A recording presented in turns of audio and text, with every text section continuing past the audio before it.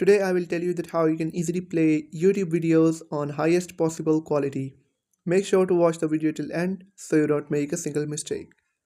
Guys, first of all you'll have to open up the YouTube app on your phone, and then you'll have to tap on your profile on the bottom right corner, and then tap on that gear icon on the top right corner to head over to the settings of your YouTube account.